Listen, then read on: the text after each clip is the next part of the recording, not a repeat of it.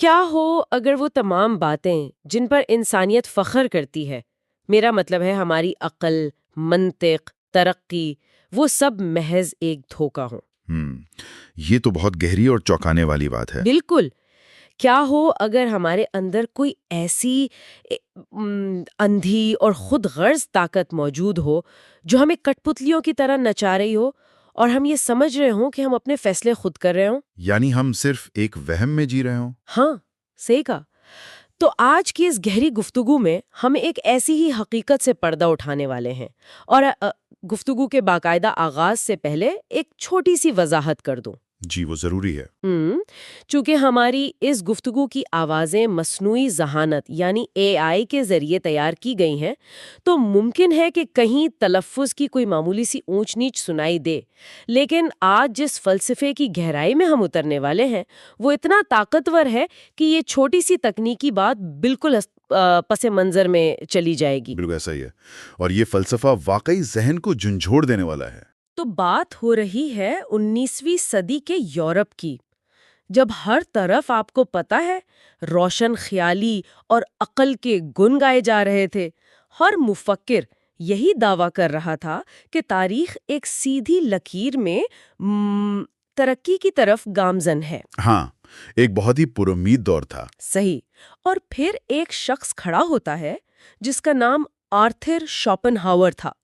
اس نے اس تمام امید پرستی کو یکسر مسترد کر دیا اور کہا کہ انسانی وجود خوشی یا ترقی کا نام نہیں، بلکہ یہ سراسر ایک نہ ختم ہونے والی جدوجہد اور دکھ کا نام ہے۔ دیکھیں، یہ تاریخ فلسفہ کا ایک ایسا موڑ تھا جس نے واقعی مغربی سوچ کی بنیادیں ہلا کر رکھ دیں۔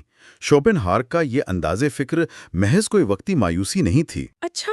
ہاں، بلکہ یہ انسانی نفسیات اور کائنات کی حقیقت کا ایک انتہائی گہرا تجزیہ تھا۔ ہم عموماً فلسفے کو بہت خشک سمجھتے ہیں، لیکن شوپن ہار کے ہاں ایک ایسی کاٹدار سچائی ہے جو سیدھی دل پوار کرتی ہے۔ صحیح بات ہے، اور آج ہم صرف ان کے نظریات کی فہرست نہیں دہرائیں گے، بلکہ اس بات کی تہہ تک جائیں گے کہ آخر انہوں نے یہ نتیجہ نکالا کیسے، اور آج کی اس تیز رفتار اور بے سکون دنیا میں ان کا یہ فلسفہ کیوں پہلے سے بھی زیادہ سچا محسوس ہوتا ہے۔ بالکل، اور اس کی شدت کو سمجھنے کے لیے ہمیں ذرا اس دور کے فکری ماحول کو دیکھنا ہوگا۔ شوپن ہاور 1788 میں ڈینزگ کے ایک بہت امیر تاجر گھرانے میں پیدا ہوئے۔ یعنی انہیں پیسوں کی کوئی کمی نہیں تھی؟ بالکل نہیں، بظاہر کسی چیز کی کمی نہیں تھی، لیکن والد کی ناگہانی موت کے بعد انہوں نے خاندانی کاروبار چھوڑ دیا اور فلسفے کا رخ کیا۔ اور جب وہ اس میدان میں آئے تو ان کا ٹکراؤ اس دور کے سب سے بڑے مفکر ہیگل سے ہوا۔ ہیگل، جن کی سوچ ان سے بالکل الٹ تھی۔ صحیح کہا۔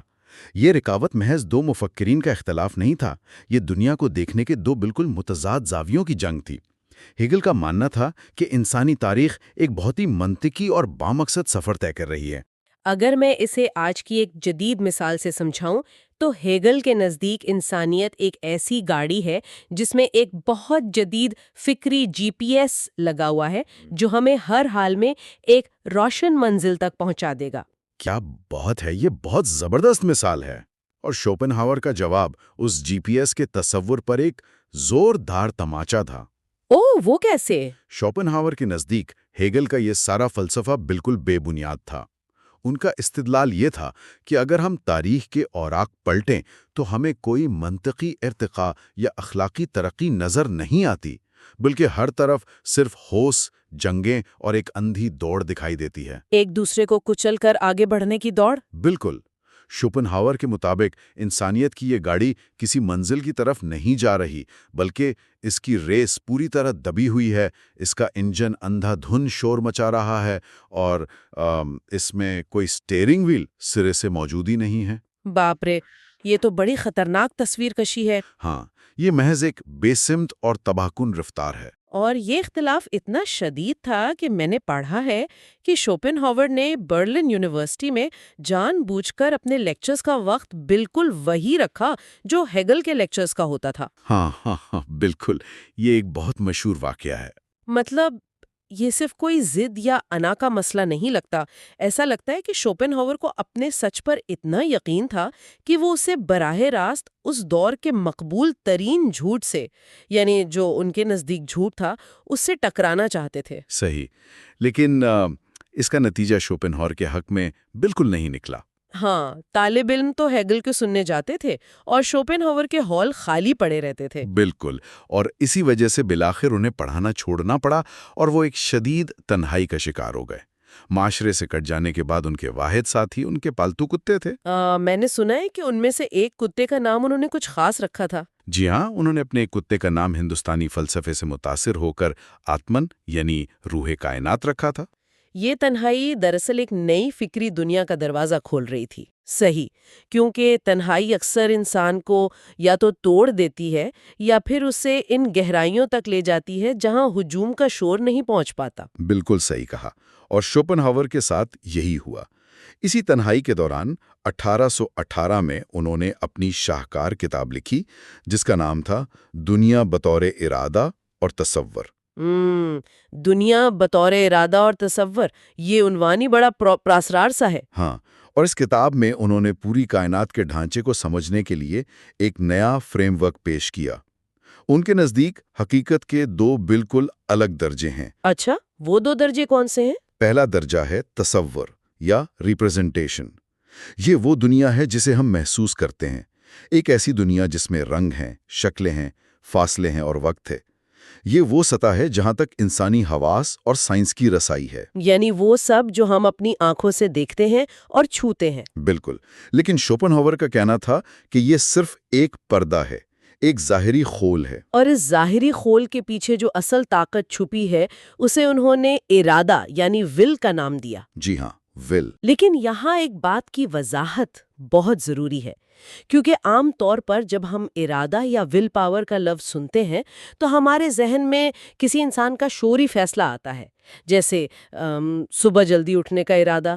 بالکل، ہم اسے پازیٹیو سینس میں لیتے ہیں. ہاں، لیکن شوپن ہاور کا یہ کائناتی ارادہ اس انسانی عقل سے بالکل مختلف اور بہت خوفناک چیز ہے.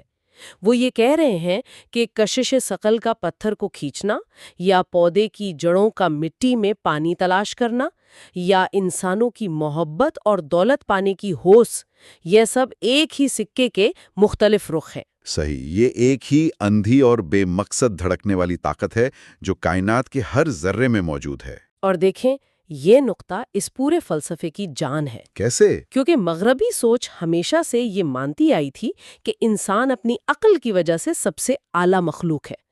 عقل وہ حاکم ہے جو ہمارے جسم اور ہماری خواہشات کو کنٹرول کرتی ہے. ہم یہی مانتے ہیں کہ ہماری عقل ہمیں چلاتی ہے، لیکن شوپن ہاور نے اسے بالکل الٹ دیا. انہوں نے ثابت کیا کہ عقل حاکم نہیں ہے، بلکہ عقل تو اس اندھے ارادے کی پیدا کردہ ایک نوکر ہے. ایک نوکر؟ جی ہاں، ارادہ اندھا ہے اور اس نے دنیا میں اپنا راستہ دیکھنے کے لیے، اپنی ہوش کو پورا کرنے کے لیے ایک اوزار کے طور پر عقل کو بنایا ہے.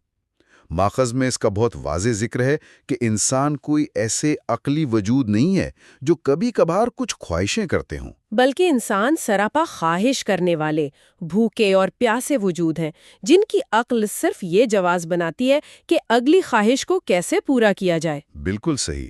عقل صرف راستے نکالتی ہے کہ ارادے کی پیاس کیسے بجھائی جائے. تو اگر ہم سمجھتے ہیں کہ ہم اپنی زندگی کی گاڑی خود چلا رہے ہیں تو شوپن ہاور کے مطابق ہم صرف مسافر ہیں اور گاڑی ایک اندھا انجن چلا رہا ہے. یہ تو انسانی غرور پر ایک بہت بڑا حملہ ہے. بہت بڑا حملہ ہے.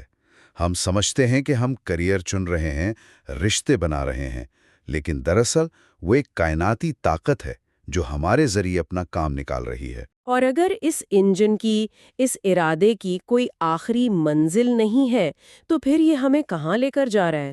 اس کا نتیجہ کیا نکلے گا؟ یہاں سے شوپن ہاور کے فلسفے کا وہ حصہ شروع ہوتا ہے جس نے انہیں سب سے بڑا قنوتی یا پیسمسٹ مفکر بنا دیا. قنوتیت یعنی مایوسی پسندی. جی، ان کے نزدیک چونکہ زندگی کا بنیادی محرک ہی ایک نہ ختم ہونے والی خواہش ہے، اس لیے زندگی کا بنیادی تجربہ لازمی طور پر دکھ اور تکلیف ہے. دکھ؟ لیکن انسان تو خوشی بھی محسوس کرتا ہے۔ اس دکھ کی نفسیاتی میکانزم کو سمجھنا ضروری ہے۔ شوپنہاور اسے ایک پینڈولم سے تشبیہ دیتے ہیں۔ پینڈولم جو گھڑی میں لٹک رہا ہوتا ہے؟ بالکل وہی۔ جب انسان کے پاس کوئی چیز نہیں ہوتی، چاہے وہ پیسہ ہو یا کوئی خاص رشتہ، تو ارادہ اسے پانے کے لیے بے چین ہوتا ہے۔ یہ کمی کا احساس خالصتاً درد اور دکھ ہے۔ اب فرض کریں انسان محنت کر کے وہ چیز حاصل کر لیتا ہے، تو کیا اسے دائمی خوشی مل جاتی ہے؟ کچھ دیر کے لیے تو ملتی ہے خوشی۔ صرف کچھ دیر کے لیے۔ تھوڑی ہی دیر میں وہ تسکین ایک شدید اکتاہٹ اور بوریت میں بدل جاتی ہے۔ یہ بوریت اس لیے پیدا ہوتی ہے کیونکہ ارادے کو جدوجہد کرنے کے لیے ایک ہدف چاہیے تھا جو اب ختم ہو چکا ہے۔ اچھا، تو یہ جو اندر کا خالی پن ہے، انسان اس سے بچنے کے لیے فوراً ایک نئی خواہش بنا لیتا ہے۔ صحیح کہا، اور یوں درد کا وہ چکر دوبارہ شروع ہو جاتا ہے۔ زندگی دکھ اور بوریت کے درمیان ایک پینڈولم کی طرح جھولتی رہتی ہے۔ ہاں، یہ پینڈولم کا تصور آج کی ڈیجیٹل دنیا پر تو بالکل 100% فٹ بیٹھتا ہے۔ یعنی آن لائن شاپنگ کی مثال ہی لے لیں۔ بالکل، اس سے بہتر کیا مثال ہو سکتی ہے؟ ہم اسکرین پر کوئی چیز دیکھتے ہیں اور ہمارے اندر فوراً ایک کمی کا احساس، ایک تڑپ پیدا ہوتی ہے۔ ہم آرڈر کر دیتے ہیں اور جب تک وہ پارسل راستے میں ہوتا ہے ہم بے قرار رہتے ہیں، بار بار ٹریکنگ چیک کرتے ہیں۔ یہ سب وہی کیفیت ہے جسے شوپنہاور درد کہہ رہے ہیں۔ ہاں، پھر دروازے پر دستک ہوتی ہے، پارسل مل جاتا ہے، ہم اسے کھولتے ہیں۔ اس وقت دماغ میں ڈوپامائن کا ایک زبردست اخراج ہوتا ہے۔ 2 دن تک وہ چیز اچھی لگتی ہے، لیکن اس کے بعد کیا ہوتا ہے؟ وہ چیز کسی کونے میں پڑی ہوتی ہے اور بوریت شروع ہو جاتی ہے۔ بالکل، اس کی کشش مر چکی ہوتی ہے، اور وہ جو بوریت ہے وہ ہمیں پھر سے اسکرین کی طرف دھکیلتی ہے تاکہ ہم کسی نئی چیز کی خواہش کر سکیں۔ یعنی ہم ساری زندگی اسی چوہے دان میں دوڑتے رہتے ہیں۔ یہ بہت ہی زبردست مشاہدہ ہے۔ یہ نہ ختم ہونے والی دوڑ ہی وہ بنیادی دکھ ہے جس سے کوئی انسان نہیں بچ سکتا، چاہے وہ کتنا ہی امیر کیوں نہ ہو۔ لیکن مغرب کے لیے، میرا مطلب ہے اس دور کے مغرب کے لیے، یہ باتیں ہضم کرنا تو بہت مشکل ہوں گی۔ بہت مشکل تھا، لیکن حیرت کی بات یہ ہے کہ شوپنہاور کو اپنے ان تلخ خیالات کی تصدیق مغرب سے نہیں ملی۔ تو پھر کہاں سے ملی؟ مشرق کے قدیم فلسفوں سے۔ یہ وہ وقت تھا جب سنسکرت اور پالی زبان کی تحریریں یورپ پہنچ رہی تھی۔ جب شوپنہاور نے بدھ مت کی تعلیمات اور ہندوستانی اپنشد پڑھے تو وہ حیران رہ گئے۔ اچھا، بدھ مت کی تعلیمات میں ایسا کیا تھا؟ بدھ مت کا بنیادی ستون ہے کہ دنیا دکھ ہے اور اس دکھ کی جڑ خواہش ہے۔ یہ بات شوپنہاور کے ارادے کے نظریے کی بالکل منونن عکاسی کر رہی تھی۔ انہوں نے اسے کسی صوفیانہ کشش کے طور پر نہیں بلکہ ایک ٹھوس حقیقت کے طور پر قبول کیا۔ اور میرے خیال میں مشرقی فلسفے کے اسی اثر نے ان کے ہاں ایک اور تصور پیدا کیا جسے انفرادیت کا سراب کہا جا سکتا ہے۔ ہم انسان خود کو ایک دوسرے سے بالکل الگ سمجھتے ہیں نا؟ جی بالکل، ہم کہتے ہیں میرا جسم، میری سوچ۔ ہاں، لیکن شوپنہاور مشرقی فلسفوں کے حوالے سے کہتے ہیں کہ یہ جو میں اور تم کا فرق ہے، یہ محض اس تصور یا پردے کا دھوکہ ہے۔ حقیقت کی گہرائی میں ہم سب ایک ہی کائناتی ارادے کا حصہ ہیں۔ بالکل صحیح۔ اور دیکھیں، اگر انسان اس حقیقت کو سمجھ لے تو اس کے اندر سے خاص قسم کا اخلاقی رویہ جنم لیتا ہے جسے ہمدردی یا کمپیشن کہتے ہیں۔ یعنی دوسروں کا درد محسوس کرنا۔ ہاں، اس کی منطق بڑی دلکش ہے۔ جب کوئی شخص حقیقت کے اس پردے کو، جسے مشرق میں مایا کا پردہ کہتے ہیں، اسے چاک کر لیتا ہے تو اسے احساس ہوتا ہے کہ کسی دوسرے جاندار کو تکلیف دینا دراصل اپنے آپ کو تکلیف دینا ہے۔ کیونکہ ہم سب ایک ہی حقیقت کا حصہ ہیں۔ صحیح۔ اگر کوئی ظالم کسی مظلوم کو مار رہا ہے تو گہرائی میں وہ دراصل خود کو ہی زخم لگا رہا ہے۔ جب انسان یہ سچائی جان لیتا ہے تو اس کی خود غرضی ٹوٹنے لگتی ہے۔ یہ تو واقعی بہت طاقتور سوچ ہے، لیکن ایک سوال ہے یہاں پر۔ 1 منٹ کے لیے سوچیں، اگر ہماری انفرادی حیثیت کوئی معنی ہی نہیں رکھتی تو کیا ہمارے ذاتی دکھ کی جو ہم روزمرہ برداشت کرتے ہیں اس کی کوئی اہمیت ہی نہیں رہ جاتی؟ یہ ایک بہت اہم الجھن ہے۔ دیکھیں، شوپنہاور یہ نہیں کہتے کہ آپ کا ذاتی درد محسوس ہونا بند ہو جائے گا یا وہ جھوٹا ہے۔ تو پھر وہ کیا کہنا چاہ رہے ہیں؟ وہ کہہ رہے ہیں کہ جب تک ہم اس ظاہری دنیا میں زندہ ہیں ہمارا اعصابی نظام اس درد کو پوری شدت سے محسوس کرے گا، لیکن جب انسان حقیقت کی گہرائی سے آشنا ہو جاتا ہے تو درد کو دیکھنے کا زاویہ بدل جاتا ہے۔ اچھا، یعنی درد غائب نہیں ہوتا بس نظریہ بدل جاتا ہے۔ بالکل، وہ اپنے دکھ کو ایک منفرد یا ذاتی ظلم کے طور پر نہیں دیکھتا۔ وہ سمجھ جاتا ہے کہ یہ دکھ تو کائنات کے وجود کا لازمی حصہ ہے۔ اس سے اس درد کی وہ کاٹ کم ہو جاتی ہے جو غصے اور خود ترسی سے پیدا ہوتی ہے۔ صحیح، انسان اپنے ذاتی خول سے نکل کر ایک وسیع ہمدردی میں شامل ہو جاتا ہے۔ تو کیا اس ظالم پینڈولم اور اس اندھے ارادے کے چنگل سے فرار کا کوئی راستہ بھی ہے، یا ہم بس پھنسے ہوئے ہیں؟ خوش قسمتی سے شوپن آور ہمیں اس تاریک گھار میں اکیلا نہیں چھوڑتے۔ وہ فرار کے دو راستے بتاتے ہیں۔ اچھا؟ ایک عارضی فرار کا راستہ ہے اور ایک مستقل فرار کا۔ عارضی فرار انسان کو فن اور خاص طور پر موسیقی کے ذریعے ملتا ہے۔ موسیقی، ہم سب نے کبھی نہ کبھی یہ تجربہ کیا ہے کہ جب ہم کوئی بہت شاندار دھن سنتے ہیں تو چند لمحوں کے لیے ہم اپنے دکھ بھول جاتے ہیں۔ ہاں، کیونکہ فن ہمیں کچھ دیر کے لیے خواہش کے چکر سے باہر نکال لیتا ہے۔ جب ہم کوئی شاہکار دیکھ رہے ہوتے ہیں تو ہم کچھ پانے کی کوشش نہیں کر رہے ہوتے۔ ارادے کا انجن تھوڑی دیر کے لیے خاموش ہو جاتا ہے۔ یعنی ہم صرف ایک مشاہدہ کرنے والے بن جاتے ہیں۔ بالکل، اور شوپن ہاور نے موسیقی کو سب سے اونچا درجہ دیا۔ ان کے نزدیک باقی فنون تو دنیا کی ظاہری شکلوں کی نقل کرتے ہیں، لیکن موسیقی براہ راست اس اندھے ارادے کی خالص ترین آواز ہے۔ اسے میں ایسے بیان کروں گی جیسے کسی مشکل ویڈیو گیم میں پوز کا بٹن دبا دینا۔ ہاں، یہ مثال بہت زبردست ہے۔ ہاں، دیکھیں نا، گیم میں ہر طرف سے حملے ہو رہے ہیں، سکور کی فکر ہے۔ یہ دراصل ہماری زندگی کی افراتفری ہے، اور پھر اچانک ہم پوز کا بٹن دبا دیتے ہیں، اسکرین وہیں جم جاتی ہے اور ایک گہرا سکون طاری ہو جاتا ہے۔ یہ سکون بالکل ویسا ہی ہے جیسا میوزک سنتے وقت ملتا ہے۔ صحیح، لیکن جیسا کہ ہم جانتے ہیں، پوز کا بٹن ہمیشہ کے لیے نہیں دبایا جا سکتا۔ ہمیں آخر کار زندگی کے شور میں واپس لوٹنا ہے۔ تو پھر مستقل راستہ کیا ہے؟ مستقل راستہ انتہائی کٹھن ہے۔ یہ ترک دنیا یا زہد کا راستہ ہے۔ ترک دنیا یعنی سب کچھ چھوڑ چھاڑ دینا؟ جی، اس کا مطلب ہے اس اندھے ارادے کی بغاوت کو مکمل طور پر کچل دینا۔ جب انسان دیکھ لیتا ہے کہ خواہش ہی تمام دکھوں کی جڑ ہے تو وہ شعوری طور پر خواہش کرنا بند کر دیتا ہے۔ وہ اپنی جسمانی لذتوں، اقتدار کی حوص کو بھوکا مارنا شروع کر دیتا ہے۔ جیسے وہ راہب اور صوفی کرتے ہیں جو جنگلوں میں چلے جاتے ہیں۔ بالکل، شوپن ہاور کے نزدیک وہ پاگل نہیں تھے، بلکہ وہ اس کائناتی ارادے کا انجن بند کرنے کا کامیاب تجربہ کر رہے تھے۔ جب کوئی خواہش بچے گی ہی نہیں تو ارادہ انسان پر حکمرانی نہیں کر سکے گا۔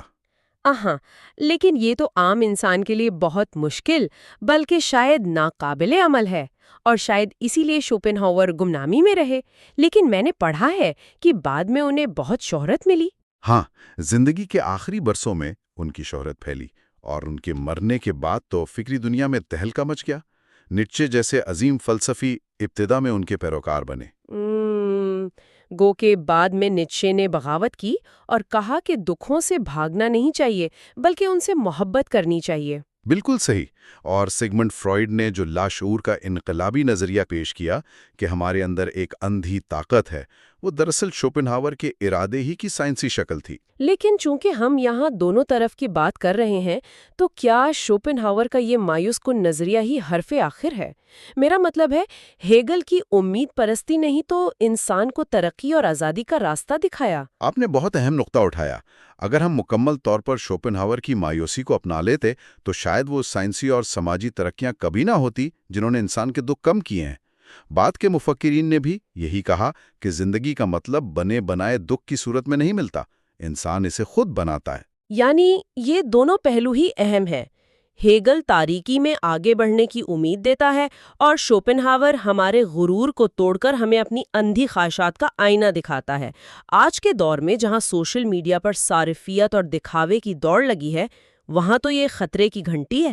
بالکل، وہ ہمیں بتاتے ہیں کہ مسئلہ چیزوں کے نہ ملنے میں نہیں بلکہ اس کبھی نہ بھرنے والے کاسے میں ہے جو ہمارے اندر ہے۔ تو اگر ہم اس پوری بحث کو سمیٹیں تو شوپن ہاور نے ہمیں خوشی کے جھوٹے خواب نہیں دکھائے بلکہ ایک کڑوا سچ پیش کیا ہے۔ بظاہر یہ تلخ ہے، لیکن اگر ہم اسے سمجھ لیں